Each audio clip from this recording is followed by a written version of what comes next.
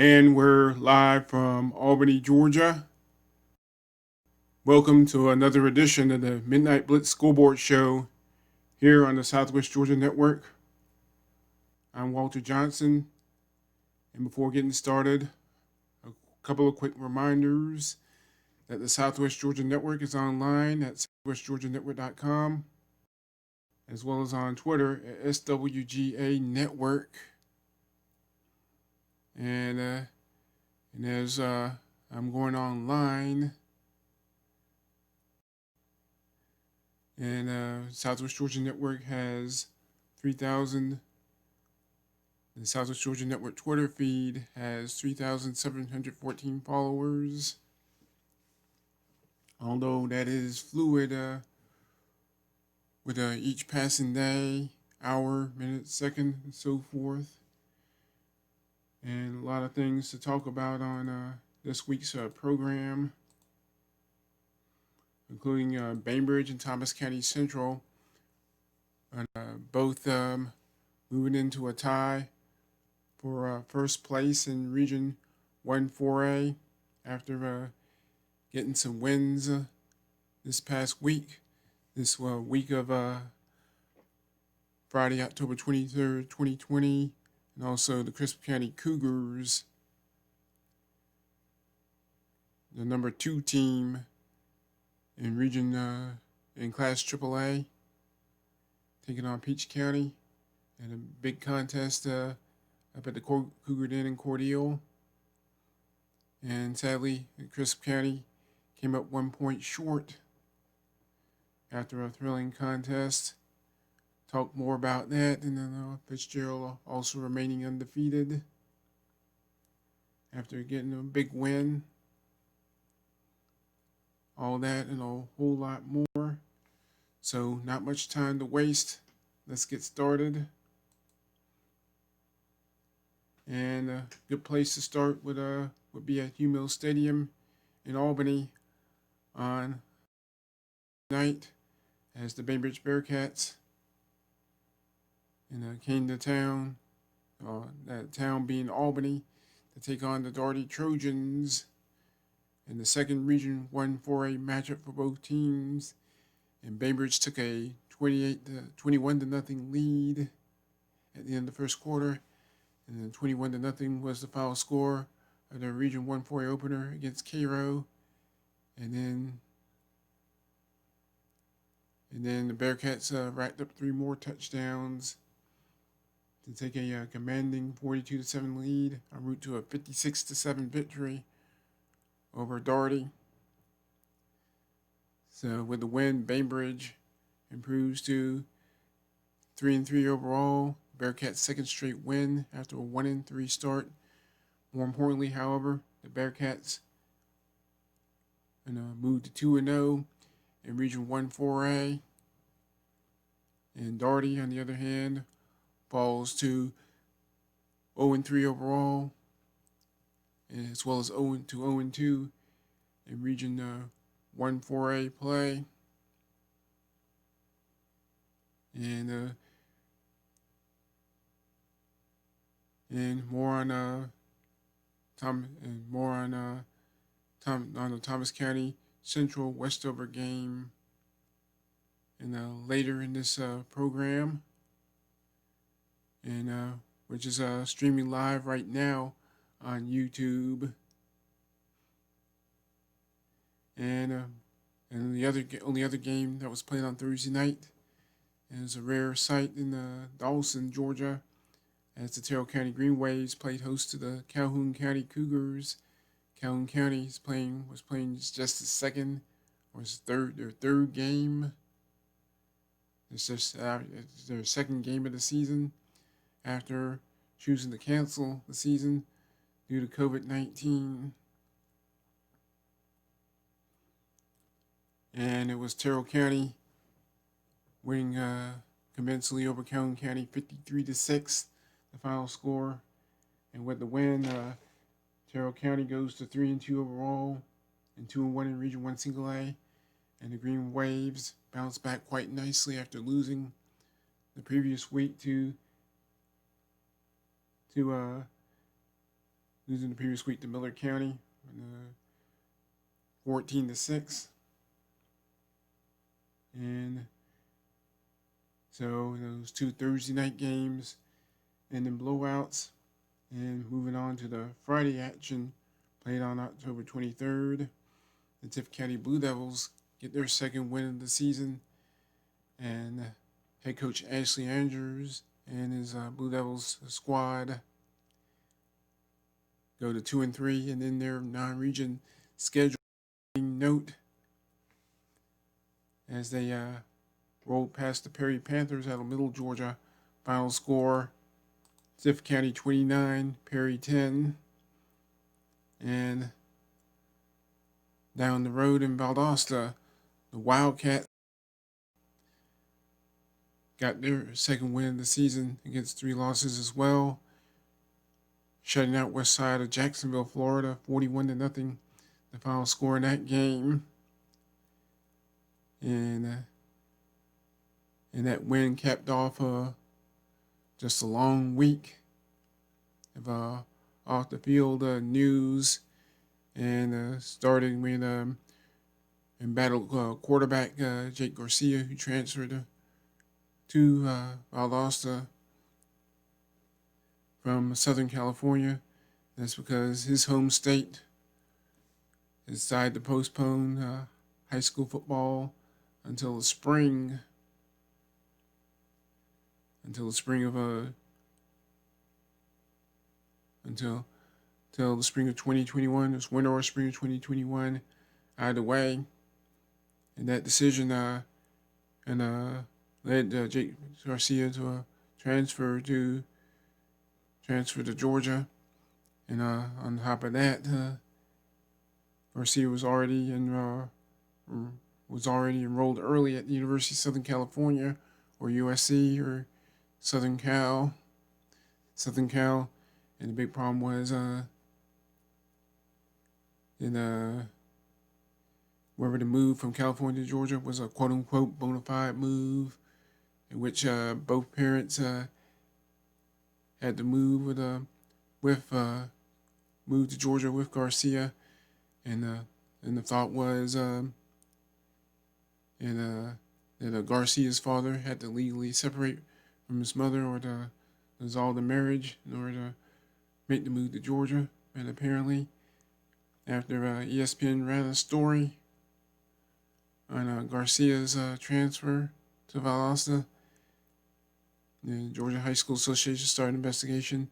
Sure enough, and Valdosta, GHSA, I should say, found some violations, and they concluded that the move was not a legitimate move, so they declared Jake Garcia ineligible, and Valdosta was forced to forfeit their season opening win, 28-25 over Warner Robins. And then the Valdosta School Board decided to appeal the rule multiple times. And not only that, they also decided to appeal the forfeiture of the win over Warner Robins, and GHSA denied those requests numerous times. Well, and once it became clear that Garcia's career at Valdosta was over, and his father decided to withdraw Jake Garcia and pull him out of Valdosta. And various media reports this week saying that he's now moved to the Metro Atlanta area and in Gwinnett County to join the Grayson Rams up in Grayson, Georgia. And it remains to be seen whether or not that move will work out. But once again, the final score is Valdosta 41, West Florida, Jacksonville, Florida 0. It looks like Valdosta is planning to move on without Jake Garcia. Probably a wise move. And Valdosta is while also open region 6A play. And taking on north side of Warner Robins last week, and north side of Warner Robins was a 43-9 winner over Luella. And north side, where the win, goes to 3-4 in the season. Now, we were right along, going back closer to home, down in Cairo, Georgia. The Cairo Syrup Makers rolled past Monroe 41-18 in the final score there. And Cairo jumped out to a quick 28-0 lead in the second quarter. And then Monroe didn't get on the board till the last play of the first half, scored a touchdown, missed a 2-point conversion. It was 28-6 at the half in the Syrup Makers' favor. And then Monroe scored another couple of touchdowns during the third quarter to pull the winning 10 points at 28-18. But fortunately, the Syrup Makers recovered and woke up just in time to add a couple more scores down the stretch with that 41-18 victory. Big win for head coach Steve Naversny, and the Cairo Syrup Makers are now 1-4 overall, their first win of the season. More importantly, Syrup Makers improved to 1-1 in Region 1 4A, the first region win for Cairo. And in the Friday night game at Hugh Mills Stadium, the Thomas County Central Yellow Jackets won a back-and-forth battle over the Westover Patriots in the final score, 26-25. Thomas County Central escapes with a win over the Westover Patriots, and Thomas County Central now moves into a tie for first place in Region 1 4A with the win. So both Bainbridge and Thomas County Central go to 3-3 overall and 2-0 in Region 1 4A. And Westover with the loss falls to 1-2 overall and 1-1 in Region 1 4A. And Westover barely managed to escape with a win over Darty in the region opener for both teams last week, 14-8. And it seems like Westover has been a lot of close games through the first 3 weeks of this COVID-19 shortened season. And they gave Early County all they could handle before losing 21-20, and then the low-scoring contest against Darty, and then making Thomas County Central sweat. And I think a break here, there. However, I think Westover will be 3-0 with only 3 games to go. And you remember to keep in mind. I mean, Westover as well as Monroe and Darty, and chose to delay the start of their seasons due to COVID-19. And in this pandemic. And also, another thing not to forget, during the earliest stages of the pandemic, in Darty County was one of the biggest hot spots for the coronavirus, and which ultimately led to Darty County postponing the start of their regular season. Not only that, having to sit out the entire month of September. And again, Thomas County Central and head coach Ashley Henderson with a 26-25 win over Westover Stadium. So, Cairo is both, and Cairo and Thomas County Central are both off next week, and the same thing goes for the 3 teams here in Albany, and Darty, Monroe, and Westover, and those 3 teams are off, and Bainbridge, as a matter of fact, is the only Region 1 4A team that's in action next week. And the Bearcats will play host to Dade Christian out of Florida.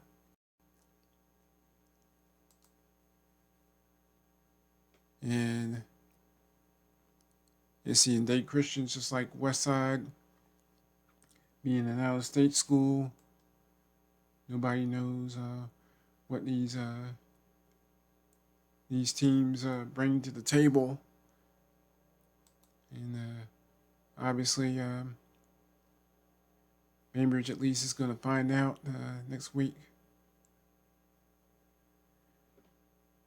And Bainbridge hosting Dade Christian of Florida next week, and that's the only Region 1 4A team that's going to be in action. And on November 6th, and Cairo will pay a visit to Thomas County Central. Another one of those rivalry games. And Bainbridge will return to Region 1 4A play at Hugh Stadium on Thursday, November 5th, taking on the Westover Patriots.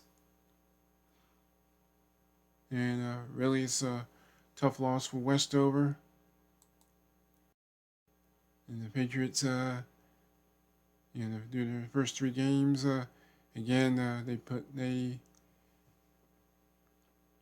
a lot of close games, and all three games were decided by a combined total of 8 points. And they ended up losing two of those games by a combined 2 points. 1 point losses. And again, as I mentioned, a break here, break there. Westover very well could be sitting at 3-0 right now. And then when the Patriots come back from their bye week, and they'll host Bainbridge on November 5th, another Thursday night game. And then on Friday the 13th, they'll take on Monroe, and then wrap up the regular season with a visit to Cairo. And Westover only play only two true road games, and 2 games where they have to travel outside of Doherty County. So, believe it or not, Westover's fate could rest on those final 3 games. Then having to host Bainbridge, and then home against Monroe, and then going to Cairo. And Doherty. And Doherty's off next week as well. And Doherty's going to be off as well next week. And see in their next game, barring unless somebody decides to fill that schedule, step in and fill that schedule before then, between now and November 6th. Doherty's next game will be against Monroe on November 6th at Hugh Stadium. And both teams sitting at 0-3 overall and 0-2 in Region 1 4A. And that game will pretty much amount to a region as an elimination game for both teams. So loser of that game can end up dropping to 0-3 in the region, and all but playoff contention. And Doherty's remaining schedule: Monroe facing Monroe at Hugh Stadium, then back-to-back road games close out the regular season at Cairo on Friday the 13th, and then at Thomas County Central on November 20th. And Monroe, looking at Monroe's schedule,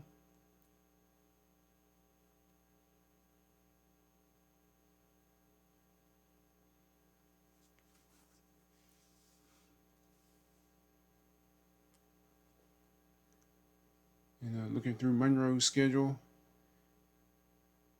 and seeing the Tornadoes after taking on the chin yet again, this time against Cairo.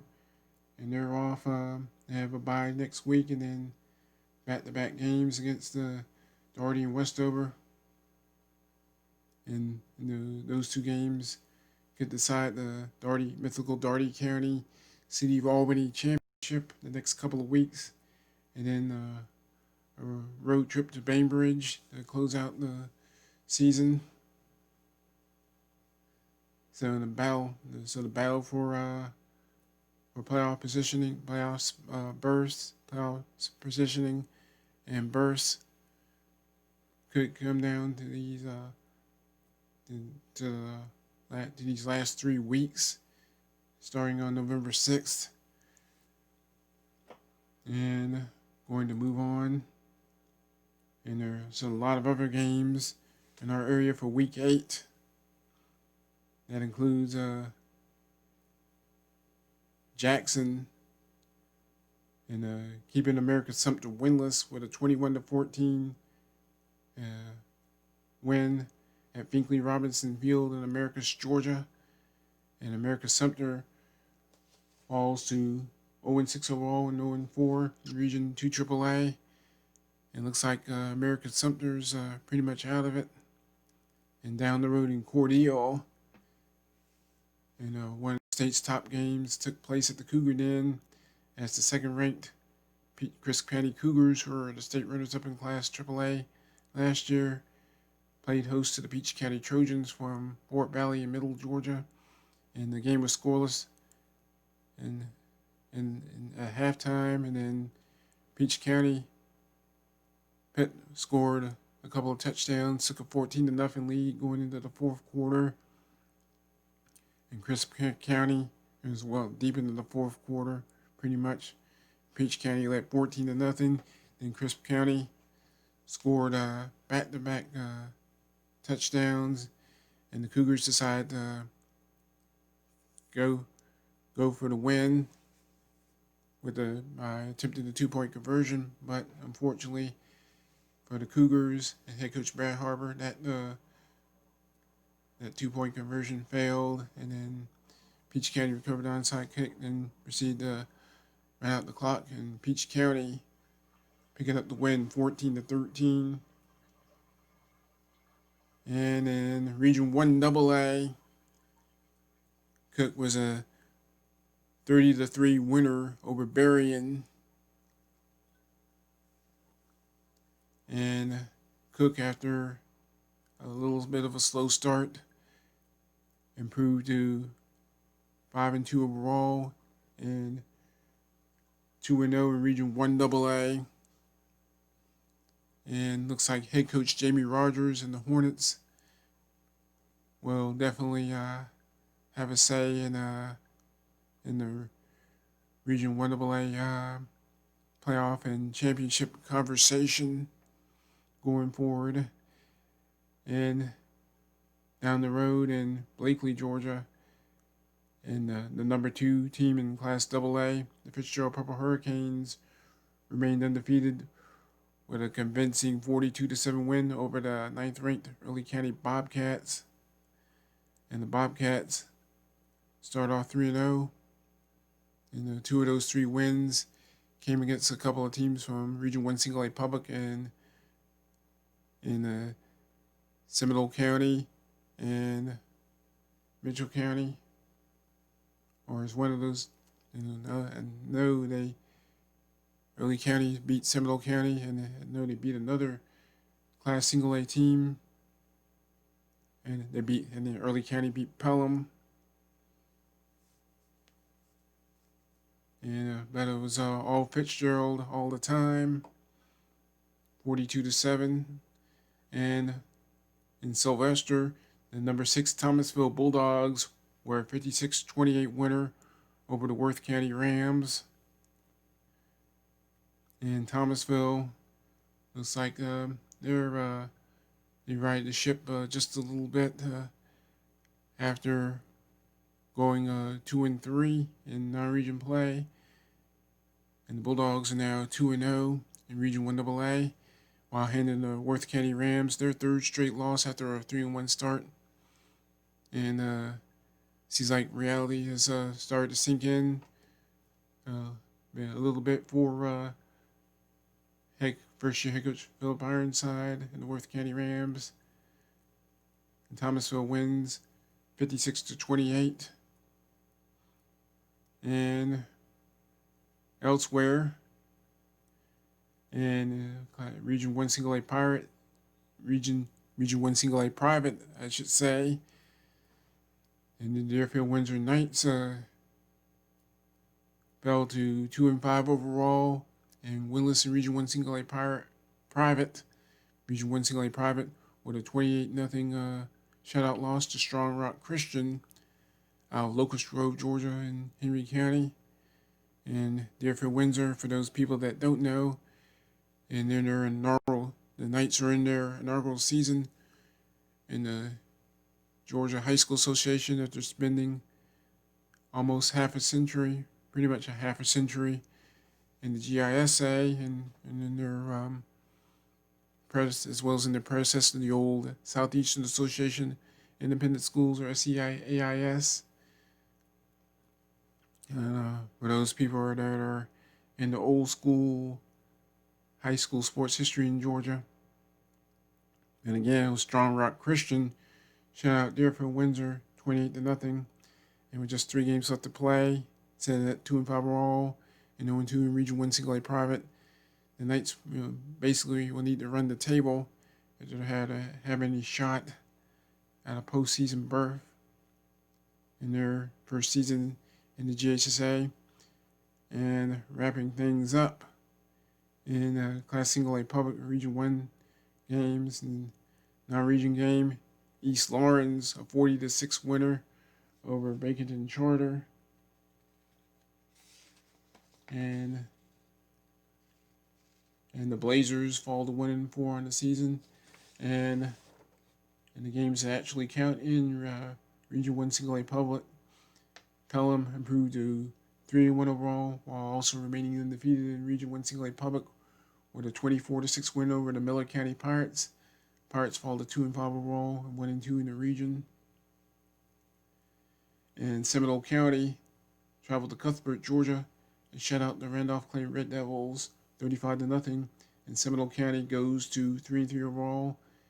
So that team gets to 500 with a win. And also 2-0 in Region 1 Single A. And Randolph Clay, on the other hand, still looking for win number 1. On the 0-6 overall, 0-3 in the region. And right now you got Pelham as the team to beat there in Region 1 Single A Public. And this is a program under head coach Dondriel Pinkins that's advanced to the state semifinals the last 2 years. And then after having games canceled due to COVID-19, and it seems like the Hornets have got their ship moving in the right direction. And lastly, Gatewood over Southland, 16-7, and this is the GISA. And Gatewood goes to 5-1 on the season, and with a win. And Southland, another team that is now 0-6. It's been a rough season for football teams up in the Americus area, Americus in Sumter County, some 40 miles north of Albany. And Irwin County, going back to Region 2 Single A. And Brooks County shut out Lanier County 44-0. And Brooks County goes to 5-1 overall and 2-1 in Region 2 Single A Public. And Lanier County have to get off to a 3-0 start. And now lost back-to-back games, both in region play. And the Bulldogs from Lanier County out of Lakeland, Georgia, and now 0-2 in Region 1 Single A. So Lanier is dug a big hole. And how about a stunner in Region 2 Single A Public down in Homerville, Georgia? And the Clinch County Panthers knocked off Turner County 21-13. And Turner County was on a roll until they ran into Clinch. And Turner County falls to 5-2 overall and 2-1.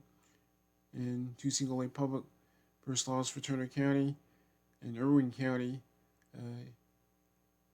winners of 5 in a row after an 0-2 start, crushing Atkinson County 50-6. And now we go to looking through the GISA. What's left of that. You already mentioned Gatewood over Southland, 16-7, and Brookwood of Thomasville traveled to Waynesboro, Georgia, and left with a 49-20 win over Edmund Burke, and also Southwest Georgia Academy in Class AA improved to 6-1 on the season with a 42-30 win over Class AAA Bellwood out of Valdosta. And finally, in the 8-man league, or the 8-man classification of GISA, Crisp Academy was a 54-14 winner over Westminster of Augusta in Augusta. And Crisp County that Crisp Academy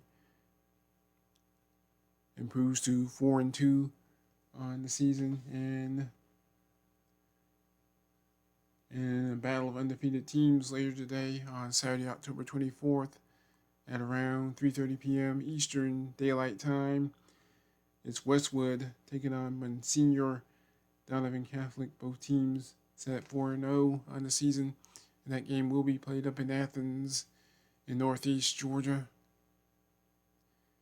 So it'll be interesting to see if Westwood can keep their undefeated season going against this Monsignor Donovan Catholic High School squad, the Rams.